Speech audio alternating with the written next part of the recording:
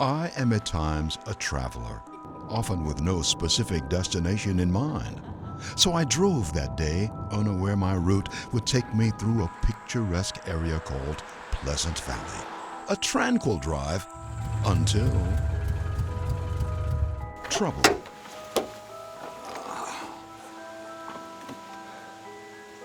But maybe help is across the way. That old farmhouse. I go there, still unaware I have stumbled into a macabre Halloween story. Far off the main roads of Richland County, you and I have moved into another dimension. Hello? Anybody home? Where a strange old tale still unfolds in a haunting way. Step easy across this threshold. You have entered an unsettling zone of ghosts and the unexplainable. Welcome to the Ceely Rose House. Mark Sebastian Jordan is a teller of an intriguing tale of murders in this house. You have stepped into the home once occupied by the 19th century Rose family, now part of the sprawling Malabar Farm State Park of Lucas, Ohio. The Roses were a family of four, parents David and Rebecca, and two children, Walter and Ceely. In 1896, 23-year-old Ceely, described then as having a childlike mind, developed feelings for a teenage neighbor. Ceely began to assume that there was a lot more going on than actually was. The teenager, Guy Berry, shunned Ceely's romantic overtures, but she persisted. So much so, her parents ordered her to stop. But in her mind, Guy was hers. Mark Sebastian Jordan wrote, Ceely planned to kill any who stood in the way of her romantic attraction. Her whole idea of getting rid of her family was so that she could run away with Guy Berry and live happily ever after. Enter the box of rat poison the family used to keep rodents away.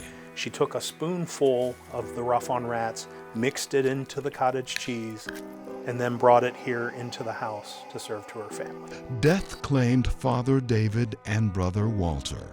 Still, the poisoned mother, Rebecca, held on. Richland County Police and prosecutor moved in. An inquest at the nearby schoolhouse. Ceely was suspected, but forensics of the day could not tie her to murders. On Ceely's side, Mother Rebecca, whom she had also tried to kill. She would look at her mother, and then she would give a carefully rehearsed word-for-word answer. Then she'd look back to her mother would nod. Ceely was all Rebecca Rose had left, so they lived together. That is, until Ceely rat-poisoned Rebecca a second time. This time it was fatal. Within sight of the Rose family's burials, Ceely confessed to a friend that, yes, she had done it. She got the story out of Ceely as they sat on the steps of the Pleasant Valley Lutheran Church. At age 23, Ceely Rose stood trial, but was found not guilty by reason of insanity and sent to a state hospital. She remained until she died at age 61. Today, the Rose family home is part of Malabar Farm State Park and open for tours. A frequent visitor is Mark Sebastian Jordan, who has chronicled the story in his book and believes Ceely is still here, and so are her victims. This is the room where people have most often reported feeling a sort of, it's almost like walking into static. I can tell you, I do feel something strange. I don't know how to explain it, but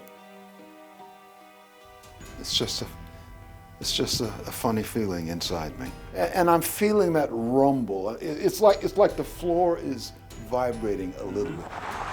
The Pleasant Valley Cemetery is where the Roses, all but Ceely, are buried. Almost within sight, the house where a family was murdered. In a window, a scarecrow, someone's Halloweenish prank. The scarecrow may not be alone. Some claim they have seen Ceely Rose here, watching, guarding. And so we will leave this haunted place of shadows. But before, one more thing. Hey, Leon, how about one for the road before you go? Mark, no thank you. Maybe next time.